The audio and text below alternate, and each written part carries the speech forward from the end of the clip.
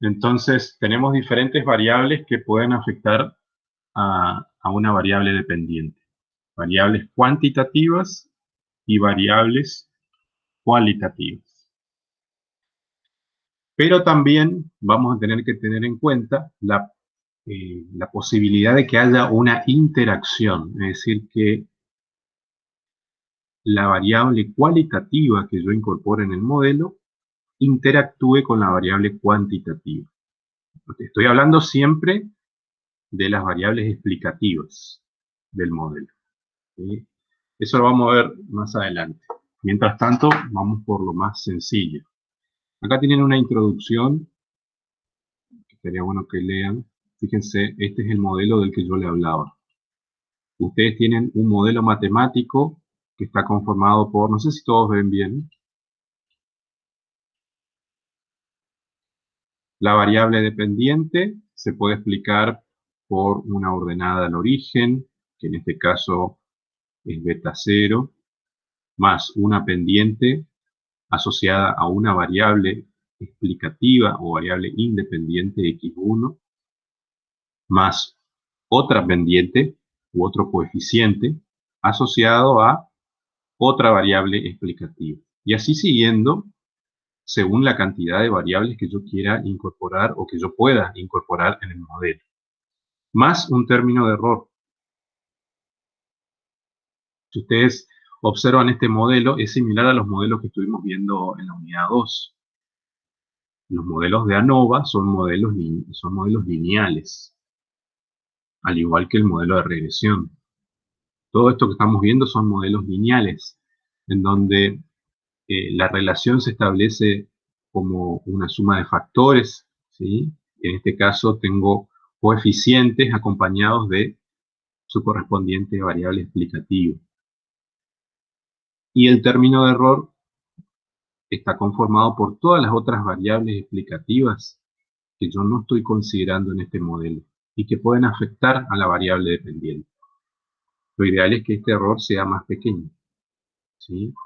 Entonces, desde ya ustedes acá pueden darse una idea de que este modelo de regresión tiene dos fuentes de variación, al igual que la ANOVA. ¿Se acuerdan que en ANOVA decíamos, bueno, tenemos una fuente de variación debido al tratamiento y después tenemos una fuente de variación debido al error? Y si teníamos dos factores, va a ser la variación respecto del factor A contra la del error, la del factor B contra el error. Siempre comparamos contra el error, ¿sí? Entonces acá pasa lo mismo. Vamos a tener una primer fuente de variación que va a estar dado por este término, por así decirlo, donde tengo todos los coeficientes que voy a estimar eventualmente, y este otro componente que es un componente aleatorio, ¿sí? Se dice que este primer componente es el componente determinístico y este otro es el aleatorio. Entonces yo voy a tener dos fuentes de variación. ¿Cuál de esas dos fuentes de variación creen ustedes que va a tener que ser más grande, ¿sí? Más grande que la otra variación, para que el modelo sea útil, para que explique el comportamiento de la variable y? ¿La del modelo? O sea, ¿qué parte de esta? La de los beta 1. Exactamente. La parte determinística, ¿sí?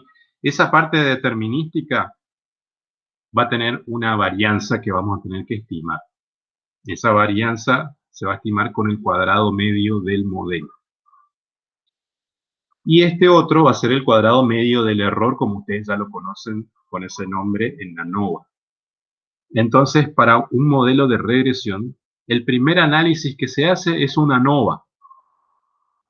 Ese ANOVA me va a decir a mí si el modelo es idóneo, es decir, me va a estar diciendo que por lo menos una de las variables explicativas que yo incorporé en el modelo aporta información significativa en la explicación o en el comportamiento de la variable dependiente. Entonces, si al menos una de las variables explicativas aporta información significativa, quiere decir que estaría aportando mucha variabilidad al modelo.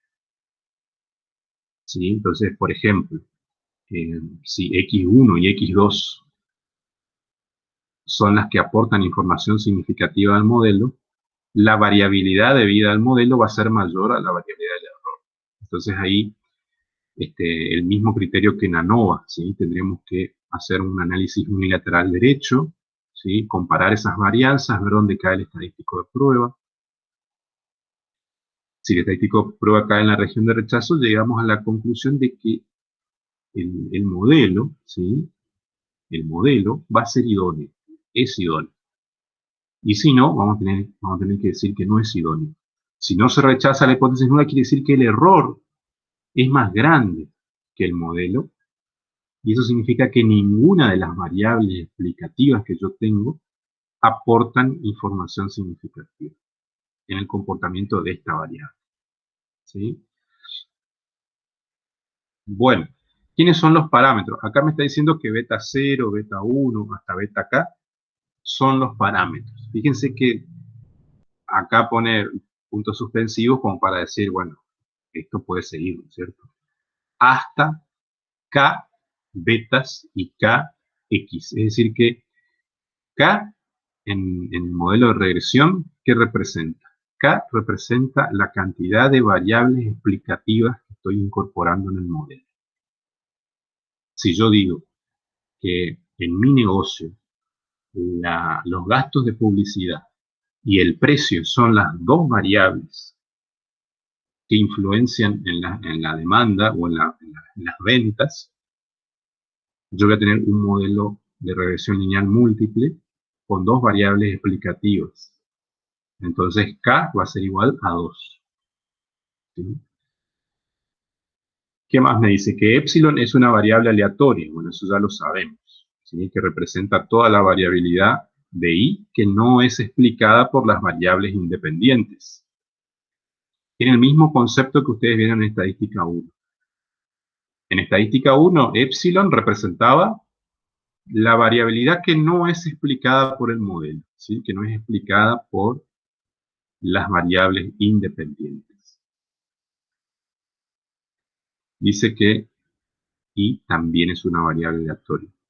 Bueno, eso es como consecuencia de tener dentro de lo que es el modelo un componente aleatorio. Eso provoca que a su vez esta variable también lo sea.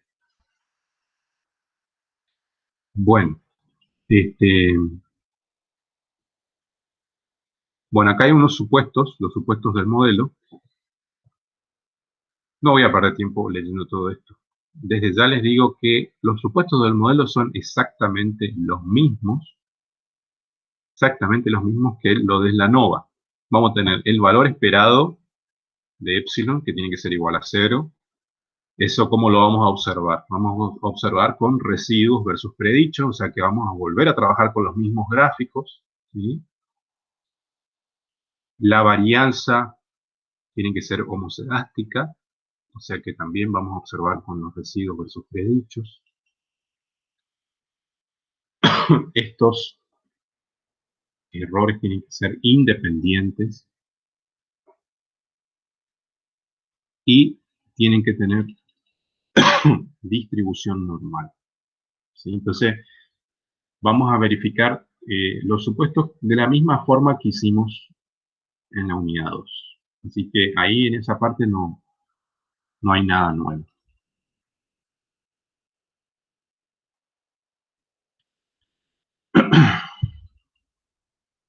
Teniendo en cuenta que el valor esperado, fíjense lo que dice este supuesto, el valor esperado de epsilon es igual a 0, del modelo que yo voy a estimar, los componentes que van a ser estimados son los betas, ¿sí? Los coeficientes. Cada uno de estos betas nosotros le llamamos pendiente de la recta o le decimos coeficientes estimados.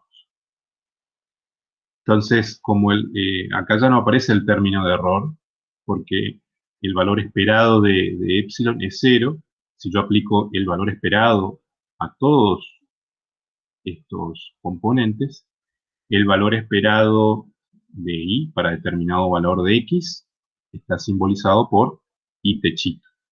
¿Sí? Y techito es el valor promedio estimado de y para determinados valores de x. Y si aplicamos a su vez el valor esperado a cada uno de estos sumandos, el valor esperado de beta 0 es beta 0 techito, perdón, es beta 0 es el mismo parámetro, entonces ese parámetro lo vamos a estimar con beta 0 techito. El valor esperado de beta 1 es beta 1. Ese va a ser el parámetro que lo vamos a estimar con beta 1 techito, y así siguiendo, ¿sí?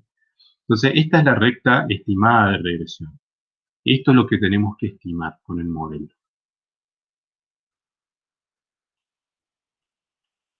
Ajuste por mediante mínimos cuadrados. Ese es el mismo criterio que utilizamos para encontrar la recta. En estadística 1 usábamos el método de mínimos cuadrados para minimizar las variaciones en torno a la recta y encontrar el valor de los coeficientes beta 1 y beta 0, ¿sí? Beta 1 techito y beta 0 techito. Acá vamos a hacer lo mismo, vamos a utilizar método de mínimos cuadrados. Pero también se puede utilizar matrices para encontrar la recta estimada de regresión, ¿sí? Matrices nosotros no vamos a trabajar porque eso no les van a tomar. Así que no vamos a perder tiempo con eso. Vamos a usar el método de mínimos cuadrados. Y en todo caso, ni siquiera eso, porque los datos ya van a estar cargados y ustedes solamente tienen que interpretarlos, ¿sí? Porque vamos a interpretar salidas de InfoStat. Entonces, toda esta parte, si quieren, léanlo. No nos va a servir demasiado.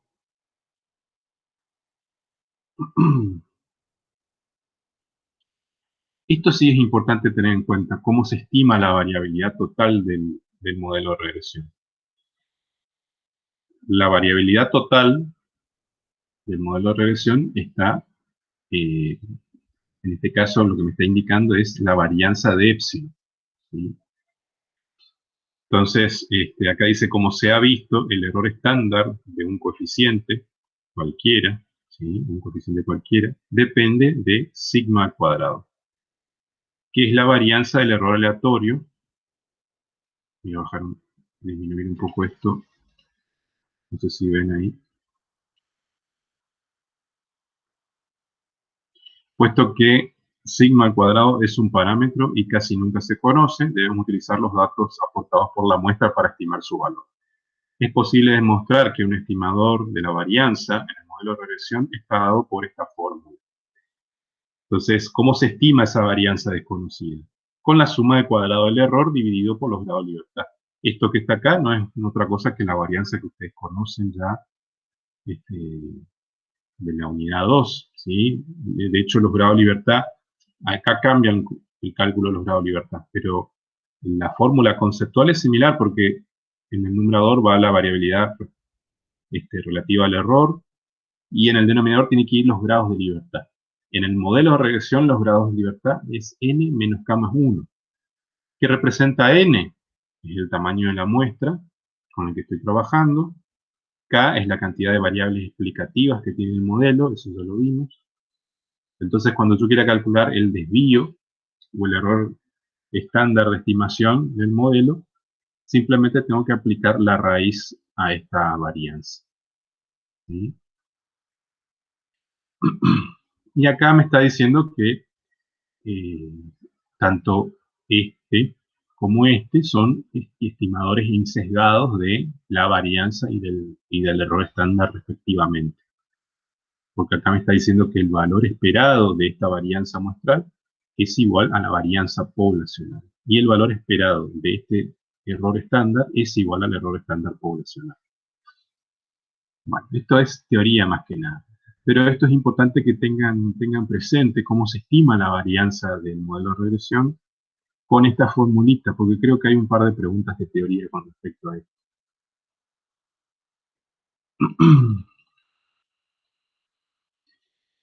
¿Cuál es el problema que tiene, uno de los principales problemas que tiene el modelo de regresión lineal múltiple, a diferencia del simple que ustedes vieron en estadística 1? Que acá ustedes tienen que analizar la multicolinealidad. ¿Qué pasa o qué significa la multicolinealidad? Tiene que ver con la presencia de otra variable explicativa. En el modelo de regresión lineal simple que vimos en estadística 1, teníamos solamente una variable explicativa, x. Ahora, cuando incorporemos una nueva variable explicativa, ahí surge un problema. ¿Por qué? Porque esa nueva variable explicativa que yo incorpore puede ser que esté correlacionada con la primer variable explicativa, con x1. Entonces, x1 y x2 pueden que estén correlacionadas. ¿Qué significa eso? Que estén aportando el mismo tipo de información en el modelo. Por ejemplo, si yo estoy queriendo estimar las ventas y tengo, por ejemplo, las órdenes de compra, el número de órdenes de compra, y como otra variable explicativa el número de pedidos, ¿sí? Esas dos variables están tratando de explicar el comportamiento de las ventas. El número la cantidad de órdenes de compra que yo emito con mi sistema y el número de pedidos. Esas dos variables pueden estar correlacionadas. ¿Por qué? Por lo que ustedes ya saben de sistemas administrativos. Un pedido dispara una eventual orden de compra. Si se aprueba, qué sé yo, la compra al vendedor o lo que fuere. ¿Sí? La venta al vendedor o lo que fuere. Si tiene crédito, etc. Pero digamos que muchas veces el pedido que se hace dispara una orden de compra. Entonces es lógico que esas variables, o por lo menos es bastante previsible que estén correlacionadas. Porque una más o menos explica el comportamiento de la otra. O una es la consecuencia de la otra. Entonces, hay que tener cuidado cuando uno está modelando un modelo de regresión lineal múltiple, porque las variables explicativas pueden estar correlacionadas. Si están Ahí, profe, sí, ahí convendría sacar una nomás o usar otra, en ese caso. sí, Sí. ahora vamos a ver eso. Cuando ustedes tienen variables correlacionadas, cuando tienen una multicolinealidad alta, conviene, como dice Emiliano, analizar qué variable podemos eliminar del modelo y dejar la otra. ¿Sí? Eso vamos a ver después con la práctica. Pero cuando yo noto o detecto que hay multicolinealidad, conviene analizar la posibilidad de eliminar alguna de esas variables correlacionadas. Bueno, ¿por qué tengo que eliminar las variables correlacionadas o una variable correlacionada? Porque que estén altamente correlacionadas implica que están aportando mayor variabilidad en el modelo y eso aumenta el error aleatorio. Entonces me puede llevar a conclusiones erróneas. Tengo que tener cuidado con eso. Hay que tratar de tener variables que individualmente aporten información diferente al modelo, no la misma información. Acá tenemos un método para medir la colinealidad que es con el factor inflacionario de la varianza y se simboliza con BIF. 1 sobre 1 menos el R cuadrado J. El R cuadrado J no es otra cosa que el coeficiente de determinación que ustedes vieron en estadística 1. ¿Qué era el coeficiente de determinación? Era un coeficiente que me decía qué tan bueno era el modelo desde el punto de vista predictivo. Y tenía un rango de variación entre 0 y 1. Cuanto más cercano a 1, mejor era el grado de ajuste de los datos a la recta. ¿Sí?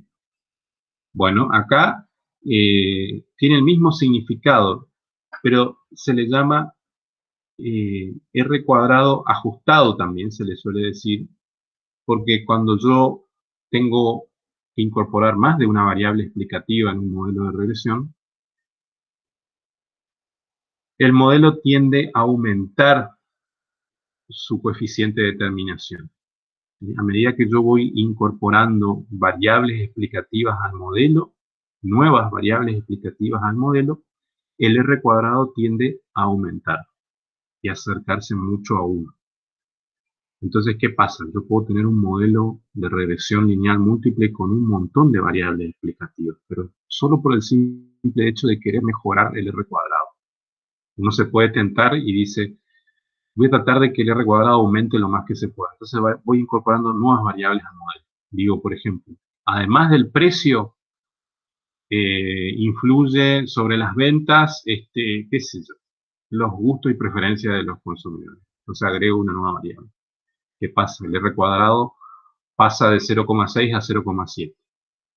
Quiero que siga aumentando. Meto otra variable que por ahí no tiene nada que ver, pero yo la metí igual. Y el R cuadrado aumenta de nuevo. Entonces voy metiendo un montón de variables que a lo mejor en sí mismas no son significativas, pero solo por el hecho de querer aumentar el R cuadrado. El R cuadrado es muy sensible a la incorporación de nuevas variables explicativas. Entonces, lo que hace el R cuadrado ajustado es ajustar, a medida que voy incorporando nuevas variables, él penaliza el cálculo del R cuadrado, entonces siempre va a arrojar un R cuadrado más pequeño que el R cuadrado que comúnmente conocemos. Eso vamos a ver con la práctica, ¿sí? Vamos a tener dos R cuadrados. El R cuadrado que ustedes conocen ya de estadística 1 y otro que se llama R cuadrado ajustado, que va a ser un poquito más pequeño que el primero, ¿sí? Bueno. ¿Cuál es la regla que vamos a usar para saber si hay colinealidad entre variables explicativas? Cuando el BIF, ¿sí?, el factor inflacionario de la varianza, sea mayor a 5.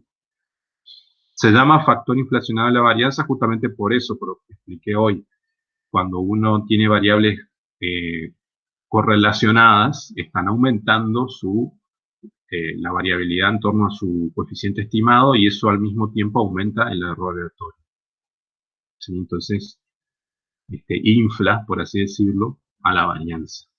Entonces, cuando yo note que haya un BIF mayor a 5, vamos a tener que ver la posibilidad de eliminar una variable que esté correlacionada. Bueno.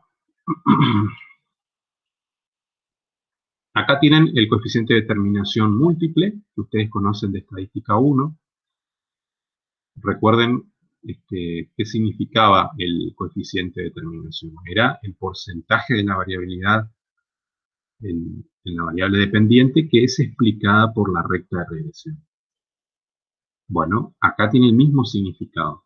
Es el porcentaje de variabilidad que tiene el modelo y que es explicada por la variable, es el porcentaje de la variabilidad total de la variable dependiente que es explicada por el modelo, ¿sí?, por el modelo de regresión, o por las variables independientes. Y recuerden, acá tenemos más de una variable independiente. Acá tienen los conceptos, cuestión de que ustedes lo lean un poco. Y acá tienen el coeficiente de determinación ajustado. Fíjense que la fórmula de cálculo requiere primero calcular el R cuadrado. Y después con una serie de cálculos de complemento y de grados de libertad, etc., se obtiene el R cuadrado ajustado, que va a ser siempre un valor más pequeño. Por ejemplo, el R cuadrado común a ustedes les puede dar 0,8 y este les puede dar 0,75. ¿Sí? ¿Cuáles son las pruebas que vamos a hacer? Para la primera prueba, lo que nos va a interesar averiguar es si el modelo es idóneo, es decir, si el modelo sirve para algo. ¿Sí? ¿Cuándo el modelo va a servir para algo? Cuando por lo menos una de las variables explicativas que yo metí en el modelo sirve, es decir, aporta información significativa en la explicación de la variable dependiente. Eso es lo que me va a decir esta prueba global F. Me va a decir que el modelo es idóneo, pero no me va a decir qué variable explicativa es la que sirve, porque es una prueba global nada más, ¿sí? Lo que hace es una comparación de varianzas. Fíjense lo que dice la hipótesis nula. La hipótesis nula dice que todas las pendientes del modelo, ¿sí? Desde beta 1, ¿no es cierto? Beta 1 hasta la última beta que tenga, es igual a 0. ¿Qué me está diciendo la hipótesis nula? Una pendiente que sea igual a 0, ¿qué significa? Que la relación no es lineal, que es constante. O sea que no hay relación lineal. Entonces, el modelo no sería idóneo si todas sus pendientes son iguales a 0. Entonces, lo que está diciendo esta hipótesis es que el modelo no es idóneo. No me sirve para nada, porque ninguna pendiente es significativamente distinta de 0. Recuerden que la pendiente tiene que alejarse de 0, ya sea por encima o por debajo, para que se pueda decir que hay un efecto de la variable explicativa, ¿sí? Y la hipótesis alterna me está diciendo que al menos uno de los parámetros, ¿sí? Uno de los betas, una de las pendientes, es distinta de 0. Con que una nomás sea distinta de 0, yo ya tengo que decir que el modelo es idóneo. ¿Cómo puedo saber eso? Con la comparación de varianzas. Y lo que les dije hoy, ¿qué varianzas vamos a comparar? En el numerador va a ir la varianza debido al modelo o debido a la regresión, por eso dice acá cuadrado medio de la regresión, dividido el cuadrado medio del error. Entonces, si esta variabilidad, es decir, la variabilidad del modelo, es más grande que la variabilidad del error, significa que el modelo es idóneo. ¿Por qué? Porque si esta varianza aumenta, es porque alguno de estos coeficientes es significativamente distinto de 0. ¿Sí? Entonces, ¿cómo se calcula eso? El cuadrado medio de la regresión o cuadrado medio del modelo es igual a la suma de cuadrado del modelo dividido los grados de libertad. Los grados de libertad no es otra cosa que la cantidad de variables explicativas que tengo. Si tengo 3 variables explicativas, va a ser la suma de cuadrados de la regresión dividido 3. Dividido la suma de cuadrado del error dividido sus grados de libertad. ¿Sí? Lo que tengo acá abajo en el denominador no es otra cosa que la estimación de la primera estimación de la varianza, que es la suma de cuadrado del error dividido los grados de libertad. Esto mismo se puede calcular de esta otra forma. ¿Sí? Si yo tengo el r cuadrado, lo único que tengo que hacer es r cuadrado dividido k, y ahí estaría obteniendo también el cuadrado medio de la regresión. Dividido 1 menos el r cuadrado no es otra cosa que esta suma de cuadrados, ¿no es cierto? Porque es el complemento, ¿sí? Dividido los grados de libertad. Esta es otra fórmula para calcular el estadístico de prueba. Obviamente, ese estadístico de prueba va a tener grados de libertad en el numerador y grados de libertad en el denominador. En el numerador tiene k grados de libertad y en el denominador n menos k más 1. Esta prueba es unilateral derecha, al igual que la ANOVA, ¿sí? Esto es una ANOVA lo que yo estoy haciendo acá. O sea que vamos a tener un cuadro de ANOVA también para analizar y todo lo demás.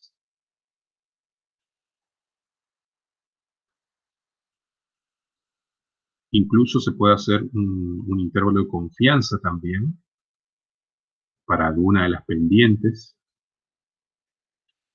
Pruebas de hipótesis para las pendientes, que eso es lo que se hace después. Si yo llego a la conclusión con la prueba global F que tenemos que rechazar la hipótesis nula, significa que al menos uno de estos betas es significativamente distinto de 0. Entonces ahora lo que voy a hacer son pruebas individuales para saber cuáles de esos betas es significativamente distinto de 0. Lo puedo hacer con un intervalo de confianza, ¿sí? Acá tengo la formulita para el intervalo de confianza. Es la misma fórmula que ustedes conocen de estadística 1. Es el beta estimado menos el t bilateral por el error del beta j. Esto es para el límite inferior, y para el superior lo mismo, solo que vamos sumando. Si el 0 está adentro del intervalo, significa que esta pendiente no es significativamente distinta de 0. Ahora, si yo tengo un valor negativo acá como límite inferior y un valor negativo acá como límite superior, el 0 está fuera. Entonces hay una relación lineal significativa. Quiere decir que el beta aporta información en el modelo. Lo mismo si acá tuviera un valor positivo y acá también otro valor positivo. Ahí el 0 tampoco está en el intervalo, entonces quiere decir que este beta es significativamente distinto de 0.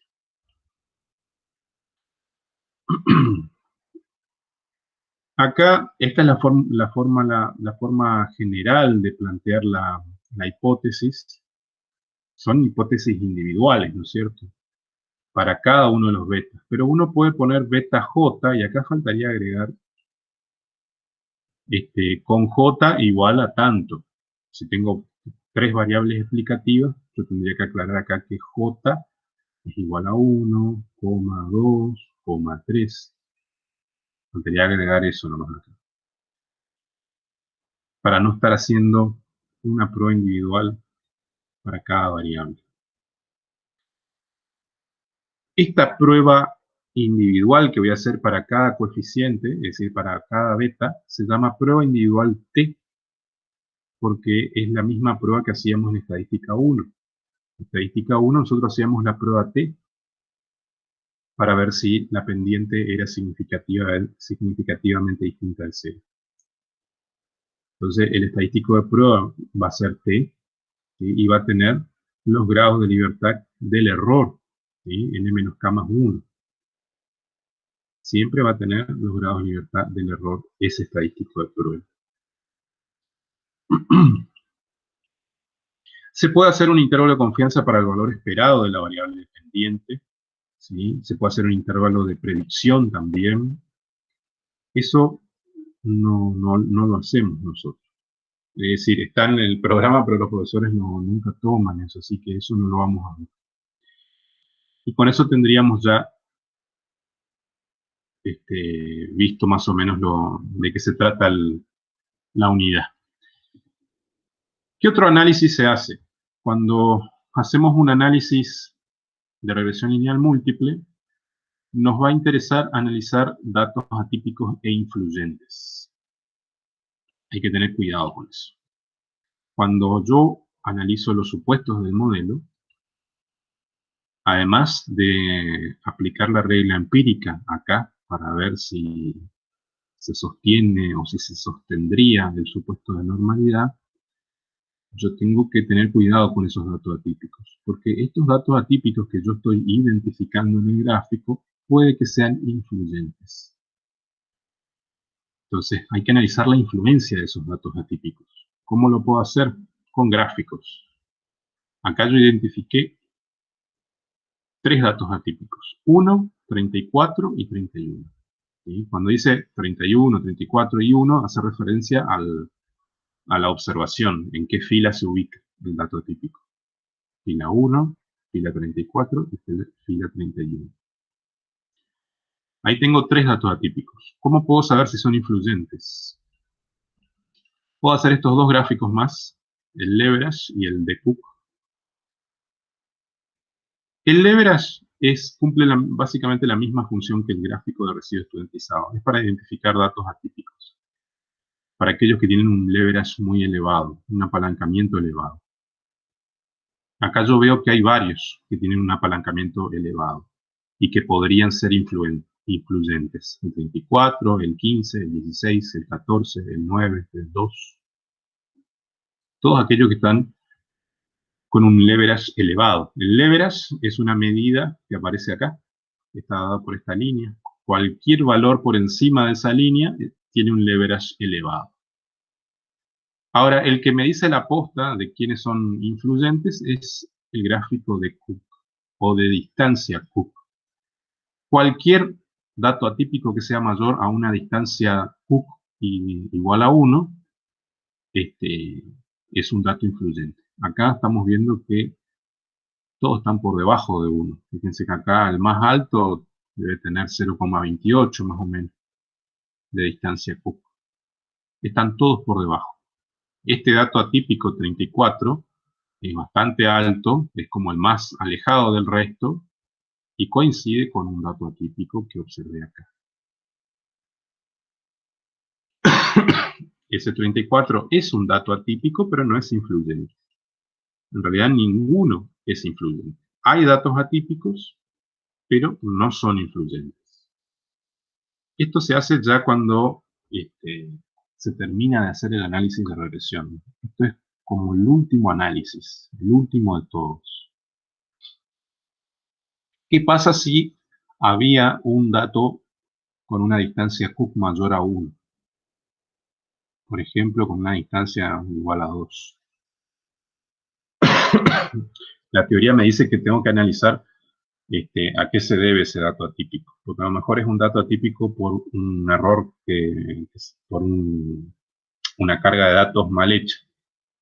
¿Sí? Se me chispoteó un numerito y cargué cualquier cosa. Entonces, si yo detecto que fue un error de carga, bueno, se lo puede eliminar. Ahora, si no se sabe a qué se debe, conviene dejarlo en el modelo.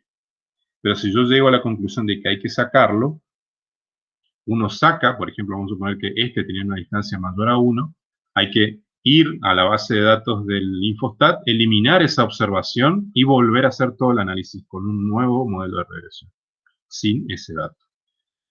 ¿Sí? Por ejemplo, si ustedes tenían una muestra de 50, pero uno de ellos es un dato influyente, van a tener que volver a modelar el modelo de regresión ya con una muestra de 49, porque una observación tuvieron que eliminarla. ¿Sí? Entonces, de eso se trata este análisis, básicamente, a grandes rasgos. Me interesa que vayamos a la práctica.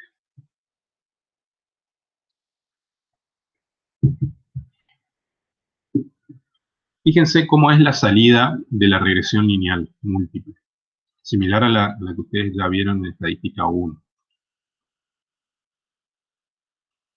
Dice, suponga un modelo de regresión lineal múltiple con dos variables explicativas, dice la consigna. Acá mi variable son las ventas, mi variable dependiente. Siempre la variable dependiente es la que aparece acá en el encabezado. Tengo una muestra de tamaño 22. Tengo un coeficiente de determinación de 0,81. Y tengo un coeficiente de determinación ajustado de 0,79. Fíjense lo que yo les dije. El coeficiente de determinación ajustado es más chico que el R cuadrado. Y tengo dos variables explicativas, la publicidad en radio y la publicidad en periódicos. ¿Qué tengo en esta otra columna? Acá dice est, significa que son los coeficientes estimados. Este 156,43 hace referencia a la constante, es decir, a la ordenada al origen. O sea que el beta 0 techito vendría a ser 156,43. Y después tenemos el beta 1 techito, que es para esta variable, 13,08, y el otro beta 2 techito, que sería para esta otra variable, que es x2, esta otra variable. Después tengo en esta otra columna el error estándar de cada uno de estos estimadores, de estos estadísticos. Y tengo el estadístico de prueba T para cada uno de ellos también. Y el p-valor. ¿Cómo se calcula este estadístico de prueba? Como vimos en la teoría. Fíjense, vamos a la teoría. Acá. Esta es la prueba individual para un beta cualquiera. y este es el estadístico de prueba.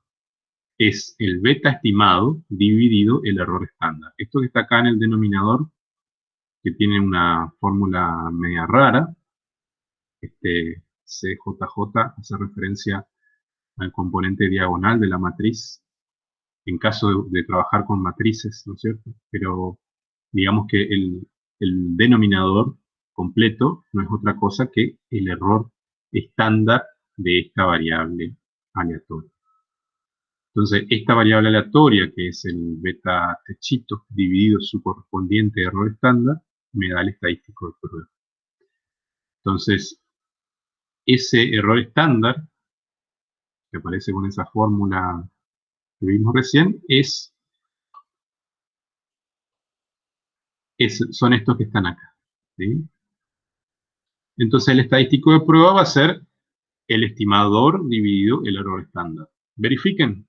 Hagan 156,43 dividido 126,76 y debería darles 1,23. Después, 13,08 dividido 1,76 debería darles 7,43. Y así siguiendo. Verifiquen a ver si obtienen esos valores.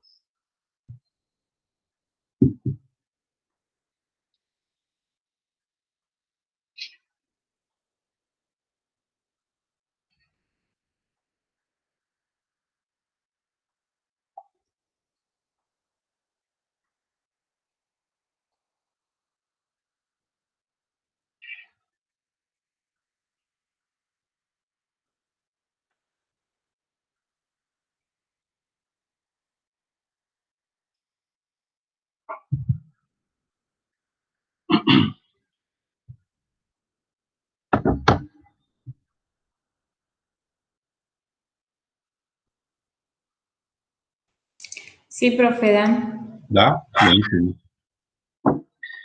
Después, si quieren, pueden calcular el p-valor, ¿sí? ¿Le hicieron calcular p-valor ahora que en el examen o no? Sí, o sea, te decía, elige el p-valor y te daban varias opciones de p-valor. Ah, p-valores que se calcularon a mano, digamos, como yo les enseñé.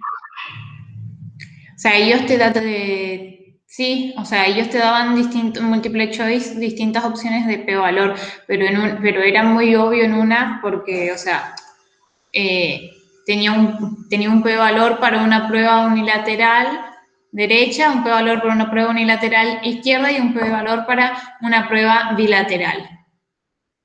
Ah, Y era, o sea, tenías que, ¿cómo se dice? Ah, no, ese es el estadístico de prueba, estoy hablando. Como que te decía, elige el estadístico de prueba correspondiente. Y, ¿cómo se dice?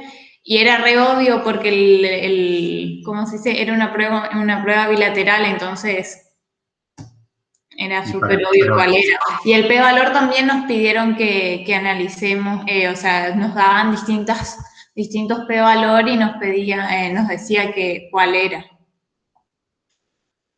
pero Y eran todos ¿ustedes tienen que calcular el p-valor? A eso voy. Sí, o sea, tenías que calcular el p-valor para elegir cuál de las opciones era. Ah, está bien, está bien. Entonces está bien. Entonces, ¿cómo calcularían el p-valor para este estadístico de prueba? A ver, voy a abrir el Excel acá.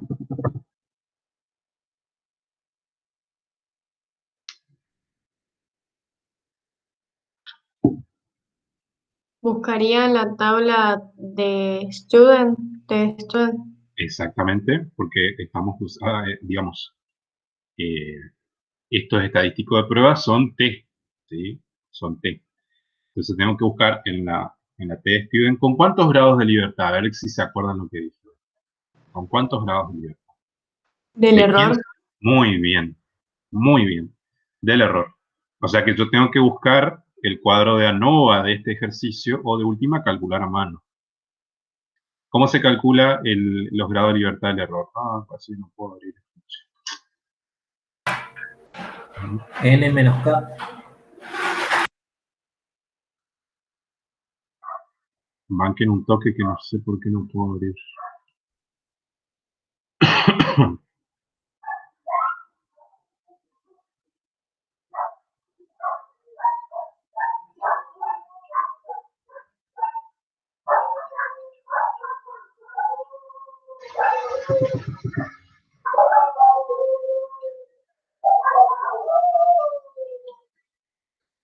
Bueno, parece que no puedo abrir. Qué lástima. Bueno, pero sería n menos k, ¿no es cierto? N menos k más 1. ¿N a qué es igual? A 22. El tamaño lo muestra. Entonces vayan tomando nota. 22 menos, abran paréntesis. K, ¿qué sería?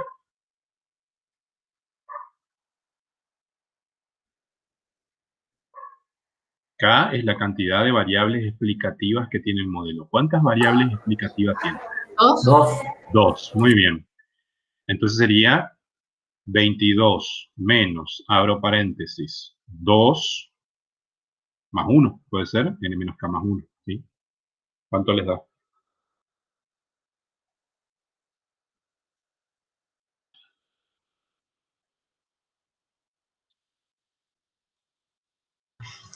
¿19? 19 grados de libertad. Entonces, yo no tengo acá la tabla de probabilidades. Ustedes van fijándose. Abran su tabla de probabilidades, vayan a la tabla T de Student. ¿Se acuerdan cómo hacerlo, no? Vayan a la tabla T de Student, buscan 19 grados de libertad y miran cuál de todos esos valores de T que aparece ahí es cercano a 1,23, vamos a poner.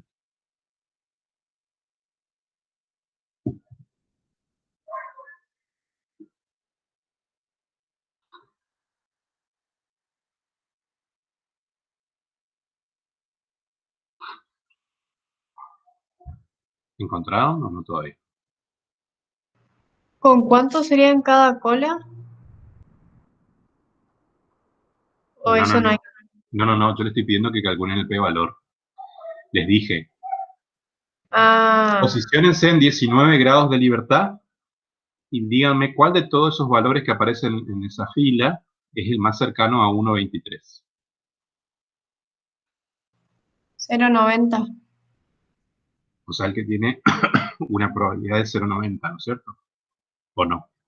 ¿Qué probabilidad asociada tiene ese valor? Al más cercano a 1,23.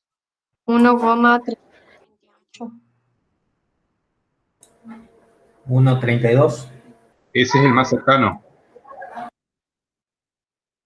¿Y qué probabilidad tiene asociada? ¿Cuál es su probabilidad acumulada? 0,9. Perfecto. ¿Y esta prueba es bilateral o unilateral? Unilateral. ¿Cómo? Unilateral derecha. ¿Estamos haciendo una comparación de varianzas? Sería bilateral. Es una bilateral, porque estamos haciendo una prueba individual, o sea, para cada variedad, para cada coeficiente, ¿sí? Entonces, hay que multiplicar por 2. 1 menos 0,90 por 2. ¿Cuánto les da? 0,20. ¿Y cuánto le dio ahí? 0,2322. O sea, ¿se acuerdan que yo les dije que ellos, el Infostat calcula el p-valor más exacto? Pero de todas maneras, digamos, tendríamos que tener la misma conclusión, ¿no es cierto? Bueno, ahí creo que estuvimos calculando el p-valor para la ordenada al origen. Pero a mí la ordenada al origen no me sirve. O sea que, por lo general, esta fila a mí no me sirve de nada. En todo caso, este dato me sirve para armar la recta. El estadístico de prueba, el error estándar, el p-valor, ni miro. Lo que sí me va a interesar es lo que aporta cada variable explicativa al modelo, es decir, la publicidad en radio y la publicidad en periódico. Entonces ahí sí me interesa el p-valor de esas variables. Acá, ¿qué variable aporta información significativa? ¿Las dos o hay una que no aporta? Las dos, porque Las son menos. dos. Muy bien. Las dos tienen un p-valor chiquito, ¿sí? Menor al alfa. Suponiendo que usamos un alfa de 0,05. Y aun cuando usáramos de 0,10 o de 0,01, también. ¿Sí? Porque es muy chiquito el p-valor. El punto ahí dice, establezca la ecuación de regresión lineal múltiple. Entonces, vamos a escribir la ecuación de regresión. Vamos a poner i techito igual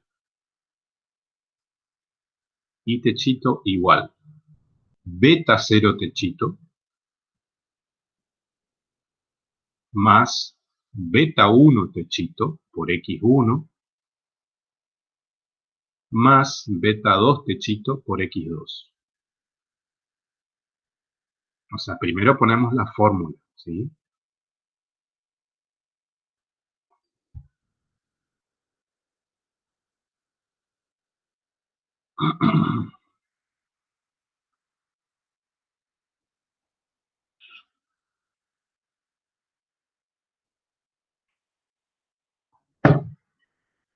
Ahora sí, reemplazamos. Ponemos i techito igual.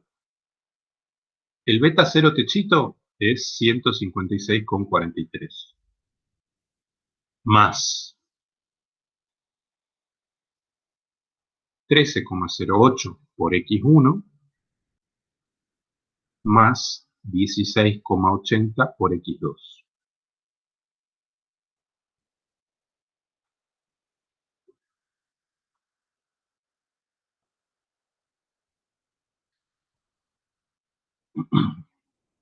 El punto I me dice, interprete el significado de las pendientes en un contexto hipotético.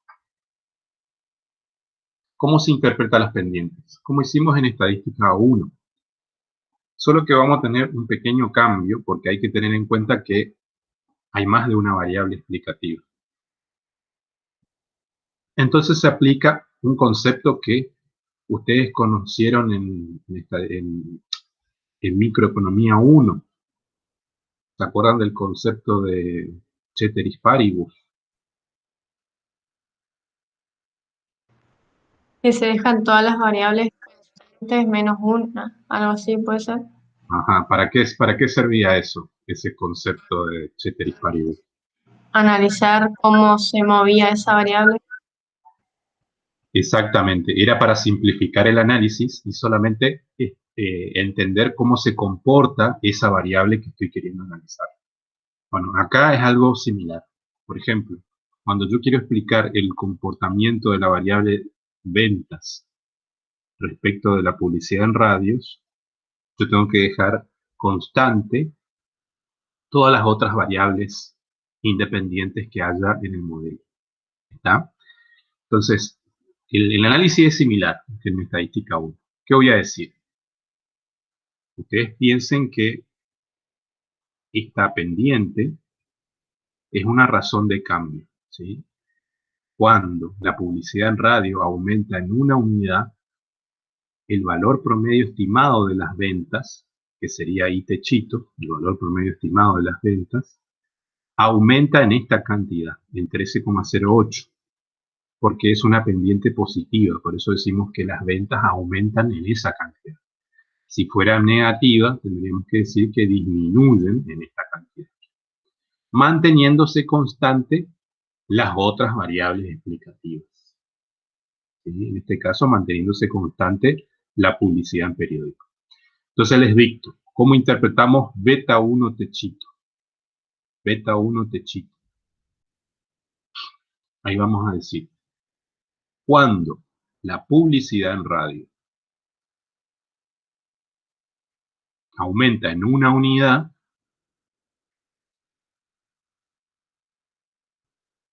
cuando la publicidad en radio aumenta una unidad, el valor promedio estimado de las ventas,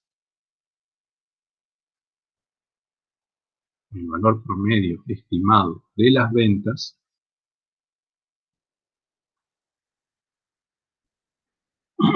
o el valor medio de las ventas, también puedo decir, aumenta en 13,08.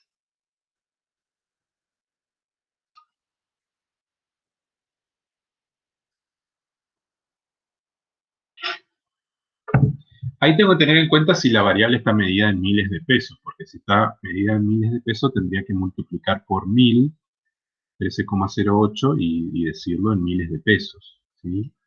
Pero acá como la consigna no dice nada, lo dejamos así nomás. Profe, una consulta. Ahí no habría que decir que se mantienen constantes los otros. Sí. Manteniéndose constante las otras variables explicativas.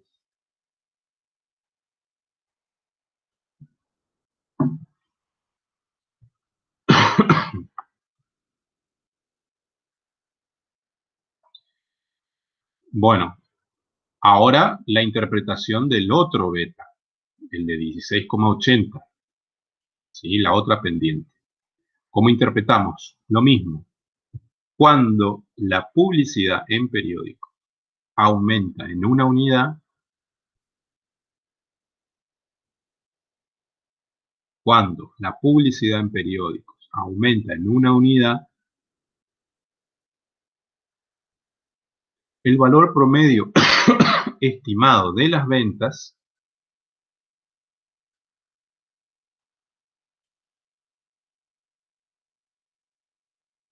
aumenta en 16,80, manteniéndose constante las otras variables independientes o explicativas.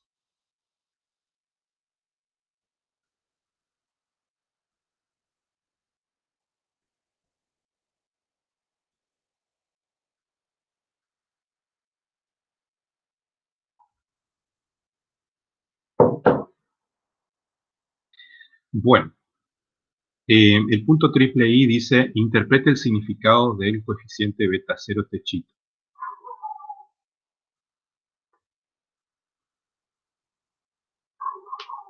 A ver qué se acuerdan de estadística 1. ¿Se puede interpretar el beta 0 techito o no? Sí. No escuché que dijeron sí o no. Sí. ¿Sí? ¿Cómo interpretarías? Y cuando no se invierte ni en publicidad ni en ninguna publicidad, ¿qué pasa con la variable de interés? Bien, está bien. Ese sería el razonamiento que hay que hacer, ¿no es cierto? Pero ¿qué pasa? Ustedes tienen que tener cuidado porque este modelo de regresión, esta recta de regresión que ustedes tienen acá, que ustedes escribieron en el punto 1, esa recta de regresión es válida para este conjunto de datos. Es decir, no para este conjunto de datos, sino para, es decir, yo puedo extrapolar para todos aquellos conjuntos de datos que estén trabajando con los mismos rangos de valores. Por ejemplo, si en la muestra con la cual yo hice este modelo de regresión, la publicidad en radio toma valores de 5 a 20, ¿sí? Tiene un rango de valores de 5 a 20, yo no voy a poder interpretar el beta 0. Porque, como dijo recién Emiliano, implicaría pensar que no estoy invirtiendo en publicidad en radio. Y para esta muestra que yo estoy tomando sí se invierte, porque varía entre 5 y 20, como dije hoy. Lo mismo publicidad en periódico. Si la publicidad en periódico tiene un rango de variación de 2 a 100, en ningún momento toma el valor 0. Es decir, la empresa esta siempre hace publicidad en radio, siempre hace publicidad en periódico. Entonces yo no puedo interpretar el beta 0 en esos casos. ¿En qué caso voy a poder interpretar el beta 0? En caso en que en la muestra aparezca el 0 para todas las variables explicativas. ¿Sí? O sea, que el 0 esté incluido dentro de la muestra de todas las variables explicativas. ¿Sí? Por ejemplo, que la publicidad en radio vaya de 0 a 20, que la publicidad en periódico vaya de 0 a 100, una cosa así. Si el 0 está considerado en la muestra de este conjunto de datos, yo puedo hacer esa interpretación. Si no, no. Porque si no estaríamos extrapolando para una situación que no sabemos si es posible. Porque esta empresa siempre hace publicidad. en radio, en periódicos, ¿sí? Acá, en este ejercicio en particular, yo no tengo la muestra. No me da la muestra. Yo no sé desde dónde hasta dónde va la publicidad en radio, la publicidad en periódico. Entonces podríamos interpretar el beta cero. Además, ¿por qué? Porque el beta cero es positivo. Y como la variable es una variable continua que toma valores mayores o iguales a cero, es posible hacer la interpretación. ¿En qué otra situación no podría haber hecho la interpretación del beta cero? En caso de que este beta cero sea negativo y mi variable sea una variable que no pueda tomar valores negativos. No existen ventas negativas. ¿Se entiende? Porque si este beta cero fuera negativo, por ejemplo, menos 156,43, yo tendría que decir que cuando la empresa no hace publicidad en periódico ni en radio, el valor promedio estimado de las ventas es menos 156.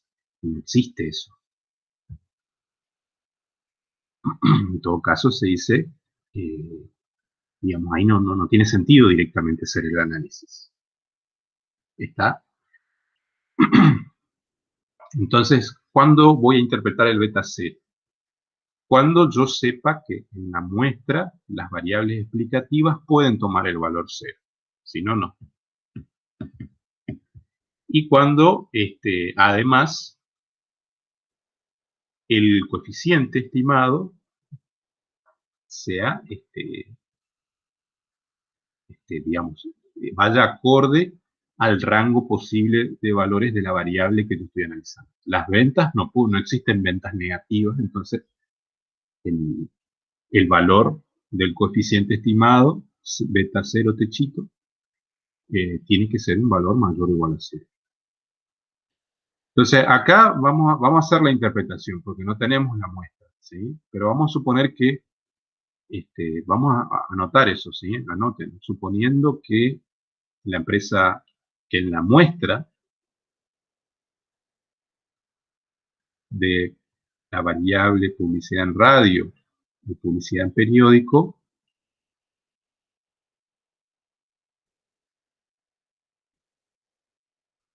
se incluye al 0. ¿Qué significa eso? Que la empresa en algún momento no hizo publicidad en radio y no hizo publicidad en periódico.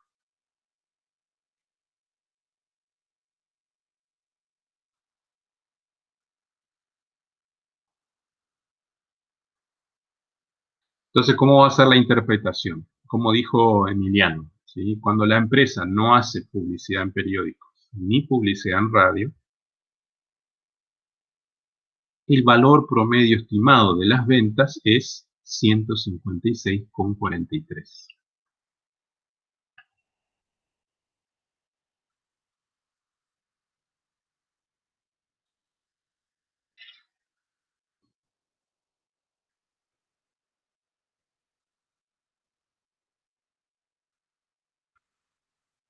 El valor promedio estimado. De las ventas, exactamente. Esa frase es clave, ¿eh? El valor promedio estimado, porque ese es el significado de I techito. I techito representa eso. Bueno, ¿estamos? ¿Se va entendiendo?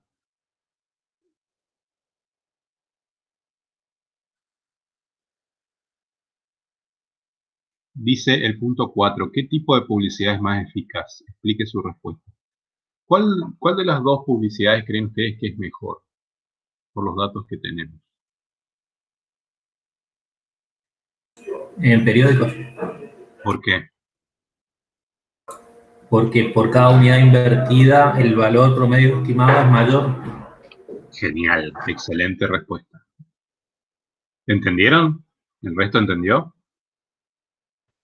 Sí, sí. Sí, fíjense que con publicidad en periódico, por cada peso que uno invierte, obtiene 16,80 en promedio de ventas. En cambio, en radio, 13,08. Un poquito menos, tampoco es tanto, ¿no es cierto? Pero bueno, esta es un poco más alta. ¿Puedes repetir de nuevo el concepto como dijo Emilio? Es más eficaz la publicidad en periódico porque por cada peso invertido,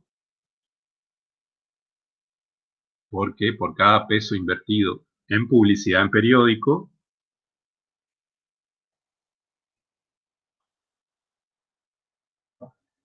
se obtiene 16,80 en promedio de ventas.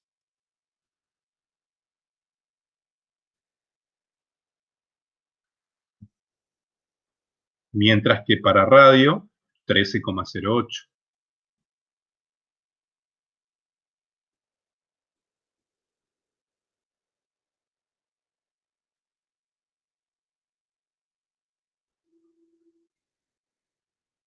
¿Está?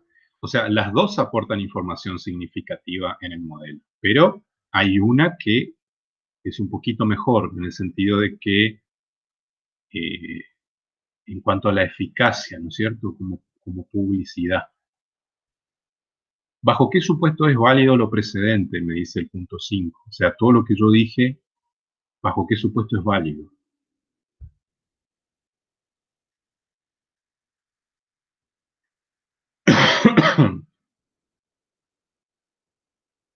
Los supuestos son los supuestos del error aleatorio, ¿sí? El valor esperado de epsilon es igual a 0, eso dice el primer supuesto.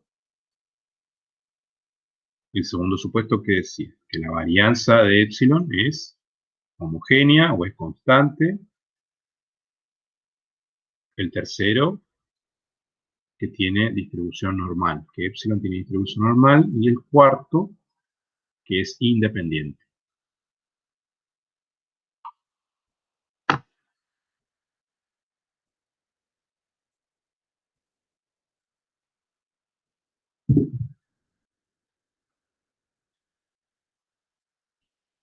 Bueno,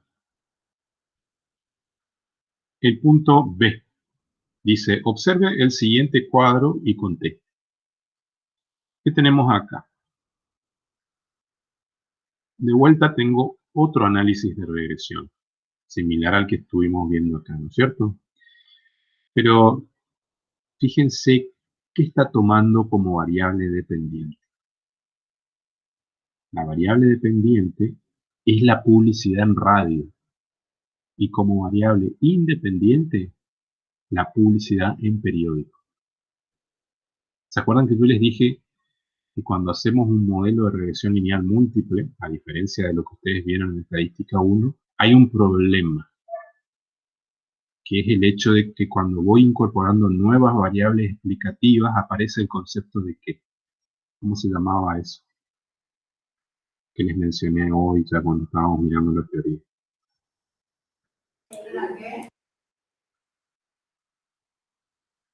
Si alguien dijo algo, no escuché. Colinealidad puede ser. Colinealidad. Entonces, ¿cómo se puede analizar la colinealidad? Con esta prueba. O sea, lo que se hace es otro análisis de regresión, pero se toma como variable dependiente a una de las variables explicativas. Y se pone como variable independiente a la otra variable explicativa. Acá se puso publicidad en radio como variable dependiente y como variable explicativa a la publicidad en periódico. Pero tranquilamente podría haber sido al revés también. Acá que diga publicidad en periódico y acá publicidad en radio. Da lo mismo, ¿sí? Lo importante es que ustedes puedan darse cuenta de cuál es la diferencia entre esta salida de Infostat con esta otra. Esta salida de Infostat es la principal, porque está hablando del modelo que yo estoy queriendo modelar, valga la redundancia. Ventas en función de la publicidad en radio y de la publicidad en periódico.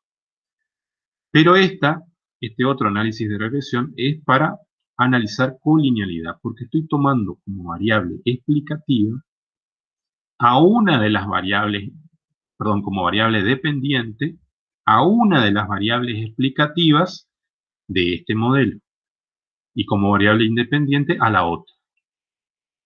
¿sí? Entonces lo que se observa ahí es el R cuadrado, ¿sí?, del modelo para hacer el cálculo del BIF. ¿Se acuerdan que yo les dije que el BIF era el factor inflacionario de la varianza, que tenía una formulita? Vamos a mirar, está más arriba, acá.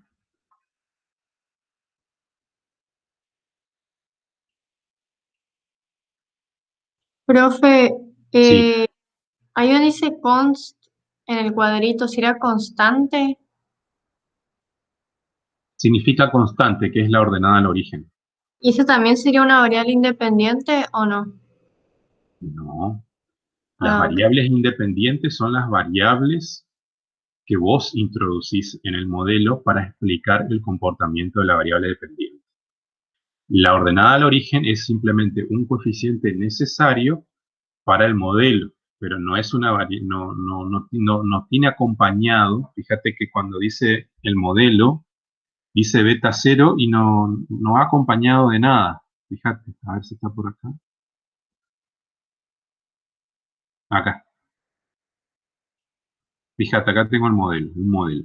Beta 0 no está acompañado de una variable, está solito, es una constante.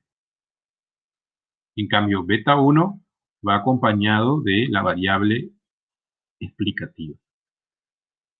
¿Sí? Ah, ok. Ahí ya entendí, sí. Ah, perfecto. Bueno, calculen el BIF. Me perdí acá, más abajo. Calculen el BIF. O sea, tomen nota de la formulita. 1 sobre 1 menos el R cuadrado. 1 dividido 1 menos R cuadrado. Y vamos a el ejercicio.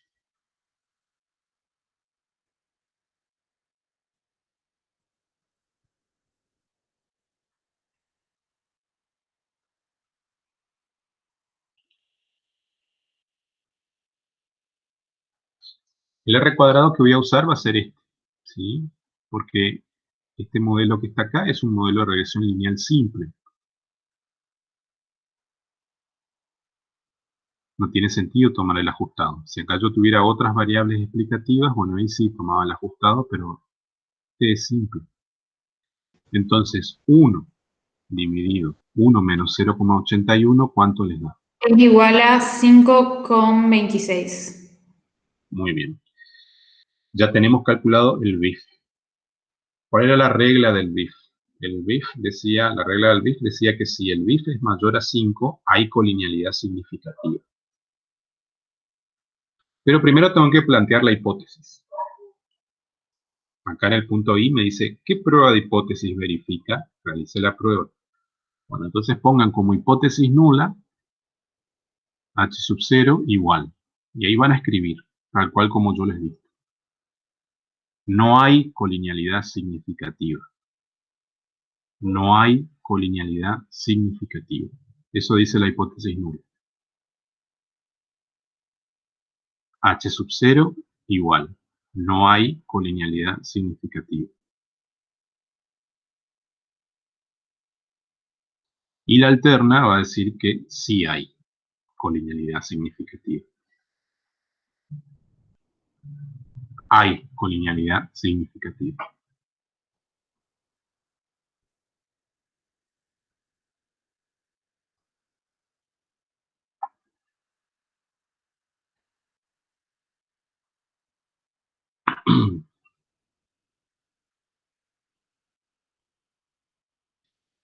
Entonces, conclusión, como el BIF es mayor a 5, porque el BIF vendría a ser como el estadístico de prueba, entre comillas, y 5 vendría a ser el valor crítico, ¿sí?, con el que yo comparo. Entonces, como el BIF es mayor a 5, se rechaza la hipótesis nula,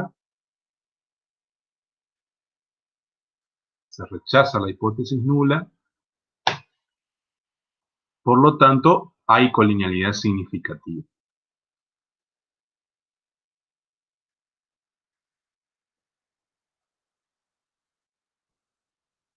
¿Qué significa que haya colinealidad? Que estas dos variables en el modelo de regresión, ¿sí? En este modelo de regresión, estas dos variables aportan el mismo tipo de información en el comportamiento de las ventas. Es decir, hay una que está al Pepe. ¿Para qué voy a poner dos variables que explican lo mismo?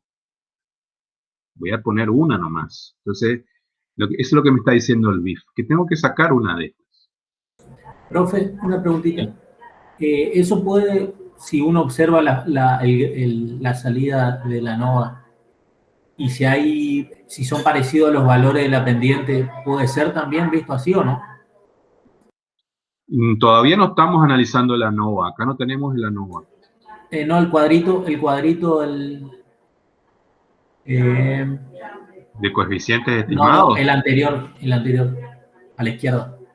Lo de las Este, pendientes, lo que me dan las pendientes. Beta sub 1 y beta sub 2. Si sí. las pendientes son muy parecidas, ¿se puede analizar también así o no? No. No tiene nada que ver. No, hay que sí o sí calcular el BIF para poder decir algo respecto de la colinealidad. No, este, que tengan de alguna forma la misma fuerza en el sentido de que son muy similares estas dos pendientes no significa que estén correlacionadas. ¿Está? Hay que hacer la prueba. Bueno.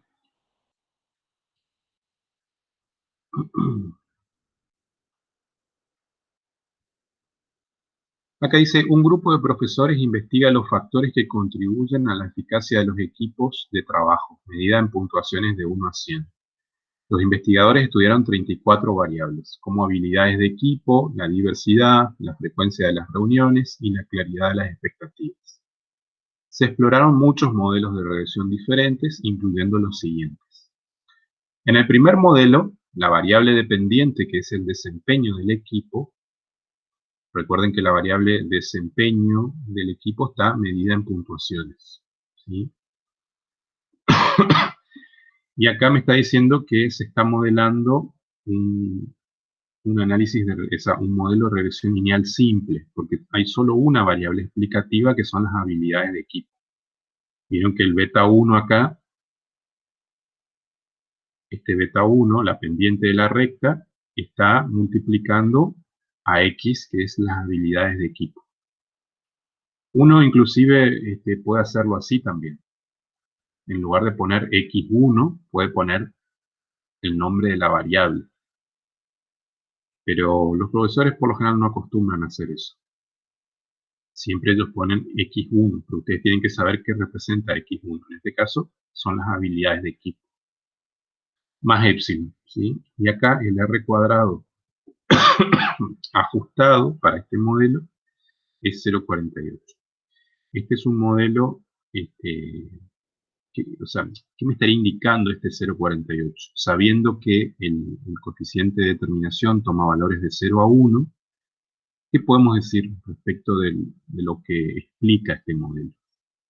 El 48% de la variabilidad total del desempeño del equipo es explicada por las habilidades de equipo, ¿sí? Por esta variable explicativa.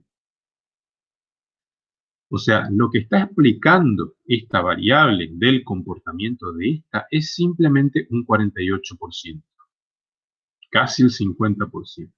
Es poco, en realidad, eso, ¿sí? Para que sea bueno el ajuste, tendría que ser por lo menos de 66 para arriba. ¿Sí? Tiene que por lo menos explicar las 2/3 partes de la variabilidad. En este caso, hay que decir que el modelo no es muy bueno. El grado de ajuste no es muy bueno. ¿Qué pasa en el modelo 2? En el modelo 2 se volvió a correr un modelo de regresión lineal simple, pero con la otra variable, ¿sí? Claridad de las expectativas. ¿Qué pasó ahora? El R cuadrado aumentó un poco más, es decir que el modelo 2 es mejor que el modelo 1 en cuanto a lo que puede predecir de la variable dependiente, porque este solamente explica un 48% de la variabilidad total y este explica el 76% de la variabilidad total. Entonces, en este caso, el modelo 2, aunque los dos son simples, el modelo 2 es mejor todavía que el 1. Ahora, el modelo 3 ya es un modelo de regresión lineal múltiple. ¿Por qué? Porque ahora aparecen las dos variables explicativas. Beta 1 por x1 más beta 2 por x2 más epsilon. Y el r cuadrado acá aumentó. ¿Se acuerdan que yo les dije que el r cuadrado siempre aumenta a medida que se van incorporando nuevas variables? Entonces es lógico esperar que ahora sea mucho más alto. ¿Cuál de los tres modelos es mejor? Claramente el modelo 3, ¿sí? El modelo de regresión lineal múltiple. En principio, este sería el mejor. Con esta información que tenemos, el mejor sería el 3. El punto I dice, interprete el significado del r cuadrado para cada uno de los tres modelos. Y el segundo dice, ¿cuál de los tres modelos cree usted que es mejor para pronosticar el desempeño del equipo? Bueno, el mejor modelo es el 3. ¿Y cómo se interpreta? El primer modelo, vamos a decir que el 48% de la variabilidad total del desempeño del equipo es explicada por habilidades de equipo. El 48% de la variabilidad total del desempeño del equipo es explicada por habilidades de equipo.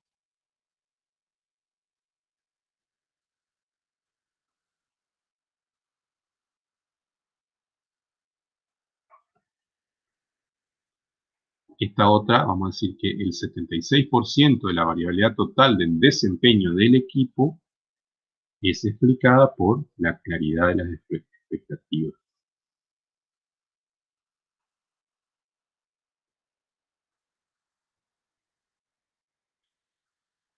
Y este último, el 97% de la variabilidad total del desempeño del equipo es explicada por habilidades de equipo y claridad de expectativas.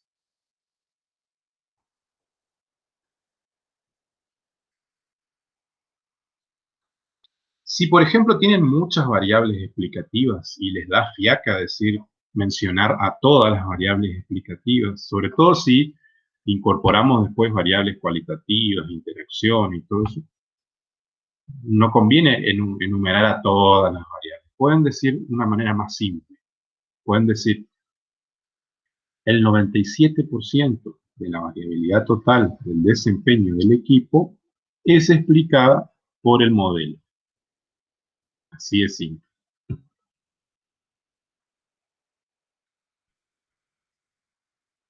Entonces se ahorran tener que enumerar a cada una de las variables.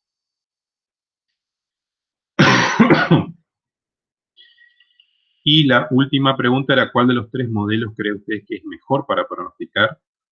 Y es el tercero porque tiene mejor grado de ajuste. ¿Sí? El tercero porque tiene mejor grado de ajuste.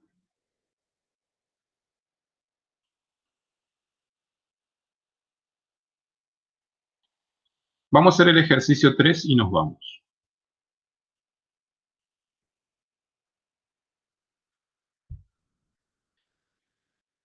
Dice el ejercicio 3. La siguiente tabla resumen de la ANOVA es para un modelo de regresión múltiple con dos variables independientes, o sea, con dos variables explicativas, ¿sí? X1 y X2. Entonces, fíjense el cuadro de ANOVA. Es tal cual como aprendimos en la unidad 2. Tenemos fuente de variación en una columna, suma de cuadrados, grados de libertad, cuadrado medio, la razón de varianza, que sería F, y el p-valor. Y ahí, en cada fila, vamos agregando las fuentes de variación. La primera es el modelo o la regresión, ¿no es cierto? La otra fuente de variación es el error.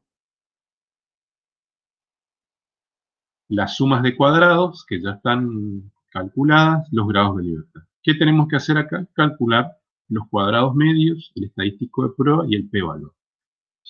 Vamos a calcular el cuadrado medio. ¿Cuánto me da el cuadrado medio para el modelo? O sea, para la regresión. 30 dividido 2. 15. 15. Vayan tomando nota. 15. Después, el cuadrado medio del error, que sería 120 dividido 10. 12. Entonces, 15 y 12 son los cuadrados medios. Esta última acá no va a nada, porque no nos interesa calcular el cuadrado medio total. Calculamos el estadístico de prueba o el valor o la razón de varianza. ¿Cómo se calcula la razón de varianza según vimos recién en la teoría? Cuadrado medio del modelo dividido cuadrado medio del error. Sería 15 dividido 12, ¿puede ser?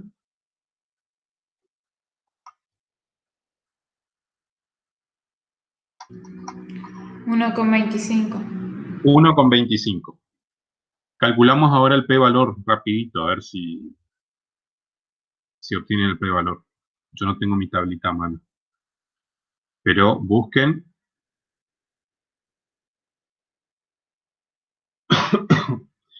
con cuántos grados de libertad en el numerador y cuántos en el denominador.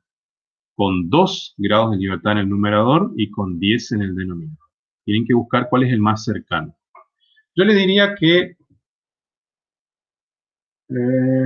arranquen por las últimas tablas, porque como es un estadístico de prueba cercano a 1, de seguro no estaríamos pudiendo rechazar la hipótesis. Entonces, yo les recomiendo que arranquen por una probabilidad de 0,90. Empiecen a buscar de ahí para arriba.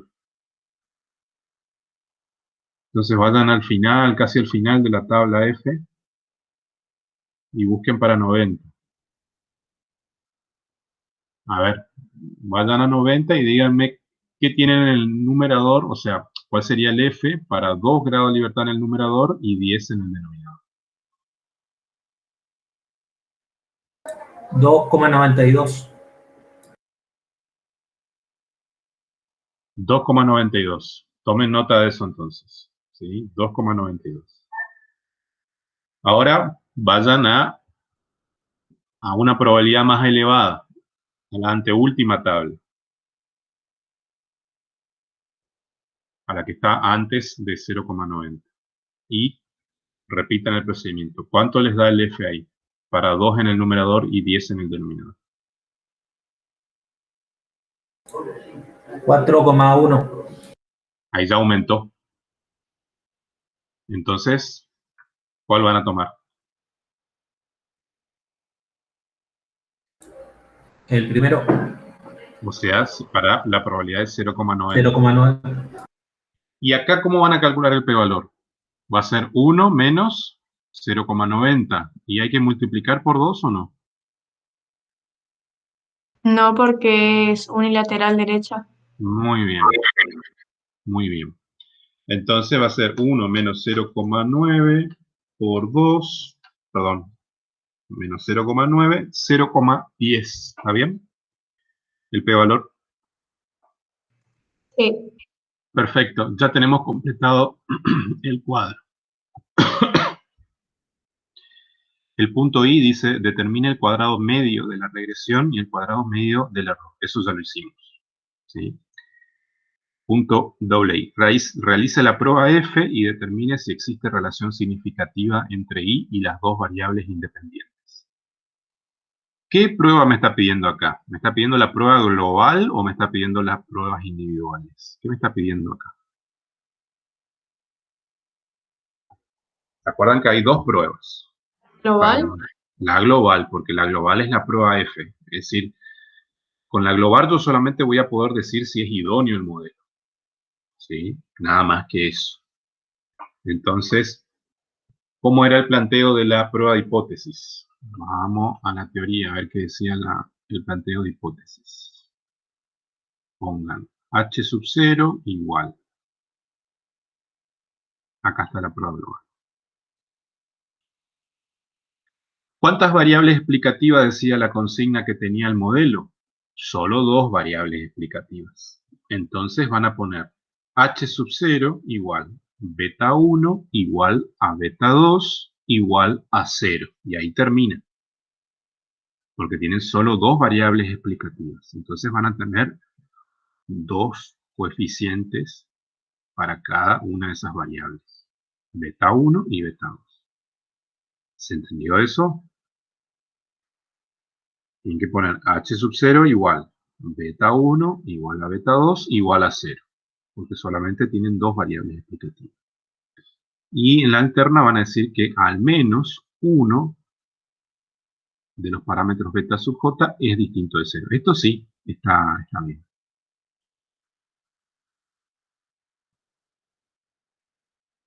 Listo.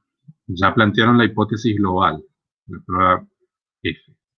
Ahora vamos a contestar con la información que tenemos en el cuadro de ANOVA. Ustedes dijeron que acá hay un p-valor de 0,10. Entonces, ¿qué vamos a decir?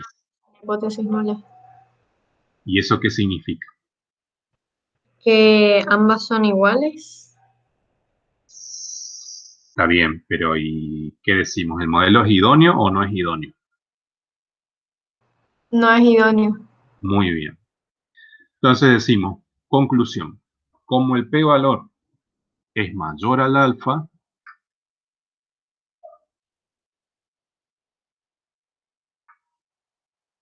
como el p-valor es mayor al alfa, no es posible rechazar la hipótesis nula, o no se rechaza la hipótesis nula.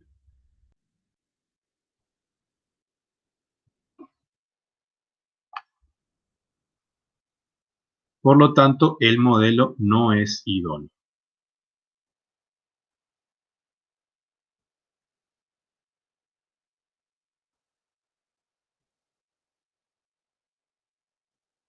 Profe, una preguntita. Si el modelo no es idóneo, ¿qué hay que hacer? ¿Buscar otra variable? Claro, vos me decías en el contexto en la vida real. Y ¿O de sí, algún problema? sí, significa que tenés que buscar otras variables. Porque muchas veces, bueno, hay situaciones, por ejemplo en economía, ustedes bien lo saben, que ustedes saben bien que la demanda depende de determinadas variables. Entonces, cuando ustedes el día de mañana hagan una investigación sobre la demanda de un determinado producto, de seguro las variables que van a tener que analizar son el precio, el precio de bienes sustitutos, todo eso que ustedes saben. Pero hay otras situaciones donde ustedes van a hacer una investigación que no conocen a la variable, no saben cómo se comporta esa variable, no saben qué variables pueden afectar a esa variable. Entonces ustedes tienen que hacer prueba y error, hasta encontrar el modelo que mejor explique el comportamiento de la variable. Entonces muchas veces puede pasar que les suceda esto, que ninguna de las variables que ustedes metieron en el modelo sirve para explicar el comportamiento de la variable dependiente. Y ahí significa que tienen que seguir buscando hasta encontrar el modelo que mejor se ajuste.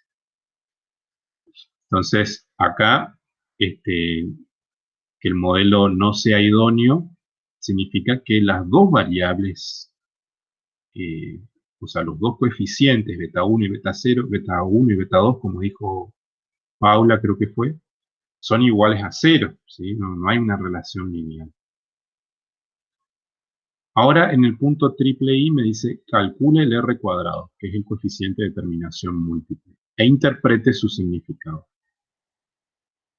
Bueno, el R cuadrado, ¿cómo calculamos? Hay una formulita para calcular el R cuadrado. El R cuadrado, recuerden que la variabilidad total del modelo, ¿cuál es la variabilidad total? ¿Qué medida de variabilidad total tenemos acá? 150. ¿Sí? O sea, la suma de cuadrado total es igual a la suma de cuadrados de la regresión más la suma de cuadrado del error.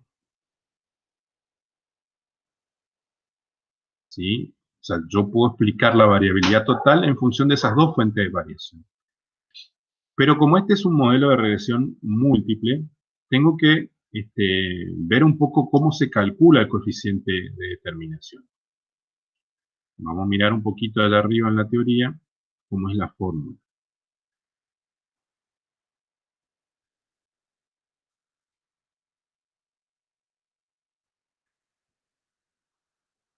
Acá tenemos el coeficiente de determinación. Es exactamente el mismo, ¿sí? Pero recuerden que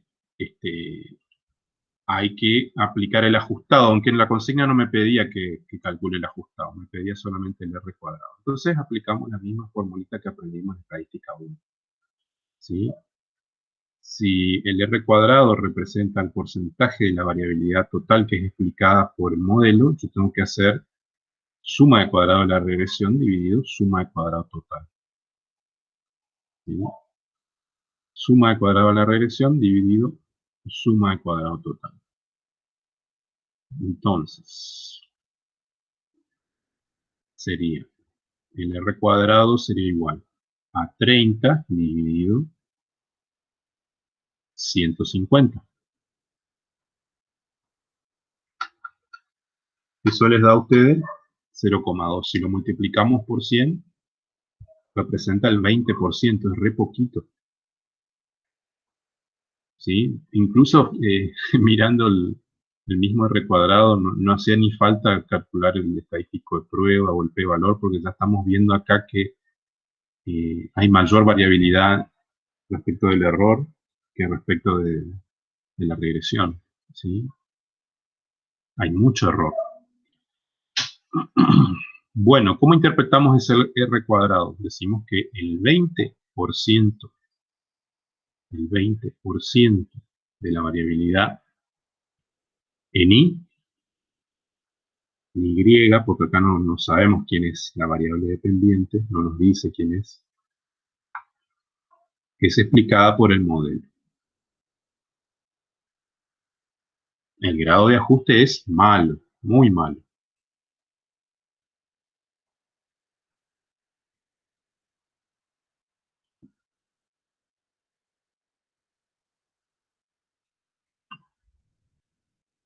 Y el último punto me pide que plantee la hipótesis de colinealidad y verifique si es significativa, para saber si la colinealidad entre estas dos variables, que no sabemos quiénes son, es significativa. Entonces, vamos a escribir la hipótesis nula, que va a decir que no hay colinealidad,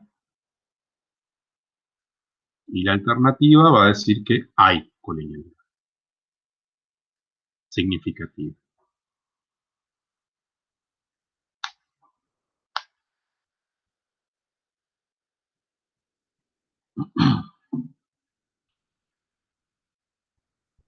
Bueno, calculen el BIF. ¿Cómo se calculaba el BIF?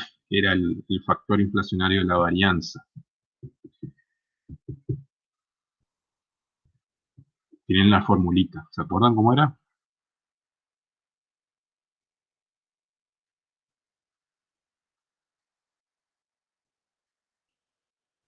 El BIF es 1,25. 1 dividido el R cuadrado que ustedes obtuvieron, ¿no es cierto? Pero ojo que el R cuadrado que ustedes tienen que utilizar es el ajustado, para el BIF. A ver, un poco acá.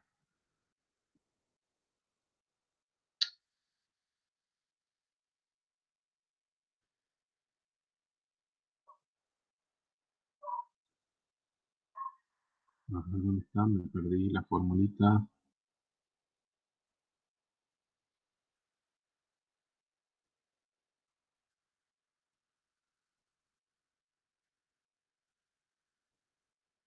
Acá está, el R cuadrado ajustado. 1 menos r cuadrado. ¿Sí? Tomen nota de eso. Voy a aumentar el tamaño.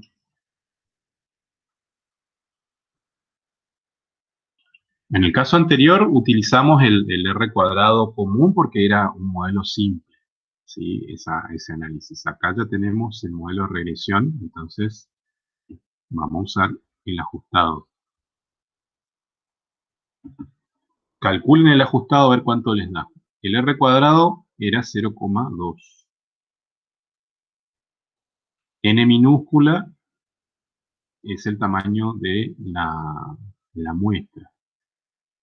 Y K es la cantidad de variables explicativas.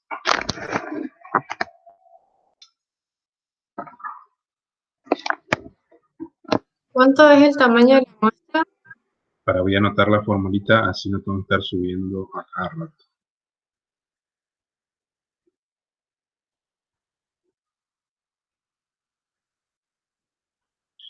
Bueno, vamos al cuadro de ANOVA.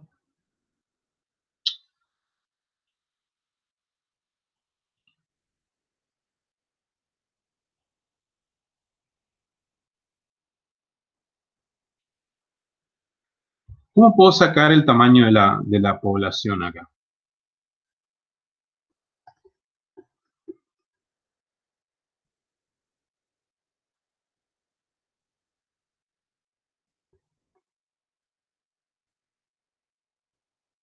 ¿Los grados de libertad? ¿Puede ser?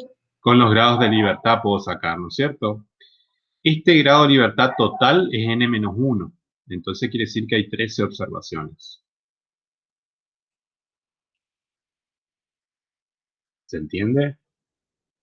Siempre el total es n-1, entonces tengo 13 observaciones.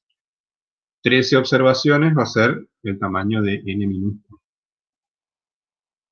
¿Cuánto les daría el r cuadrado ajustado entonces? ¿Y cuánto sería acá en este caso?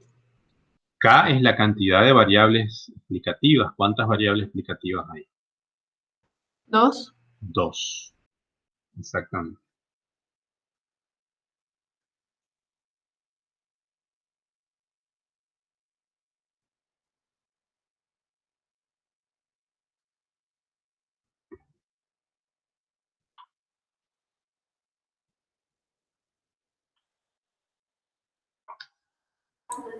¿0,04 puede ser? 0,04. Bien. ¿A todos les dio ese valor? A mí me dio 0,24. Ah, a ver.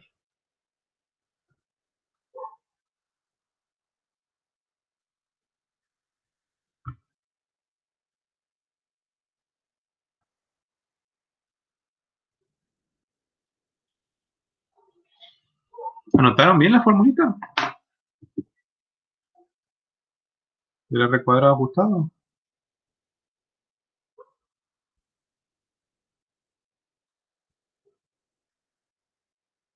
Uno. Ah, este va multiplicando acá. Hay que separar en términos, hay que tener cuidado con eso. A ver, voy a hacerlo de vuelta.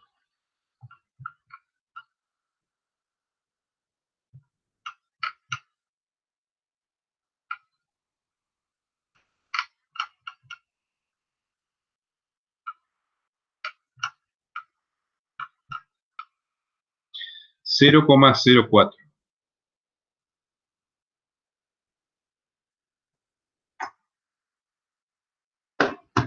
¿Está bien? Creo que a Emiliano le dio 0,04, ¿puede ser? No sé qué estoy haciendo mal porque hice de nuevo y me da lo mismo. Así que estoy poniendo algo mal.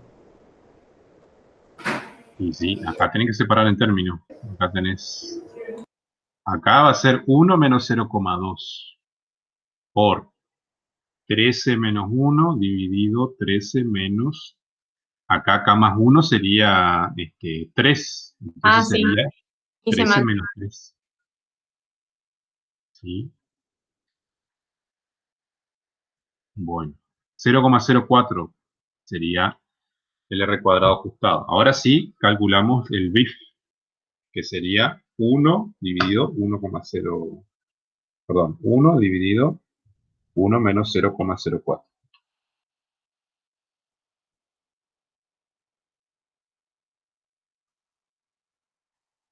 Entonces da 0,04. ¿Sí?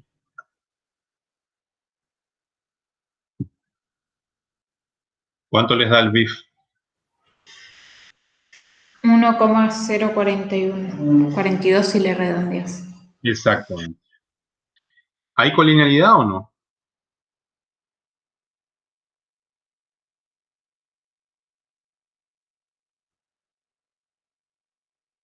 ¿Cuándo decimos que hay colinealidad?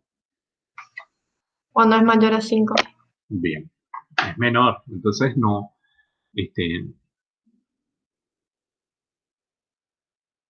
¿Se puede rechazar la hipótesis o no se puede rechazar la hipótesis? No. Exactamente. Si el BIF es mayor a 5, tenemos que decir que hay colinealidad significativa. En este caso, no hay colinealidad significativa. Entonces se rechaza la hipótesis.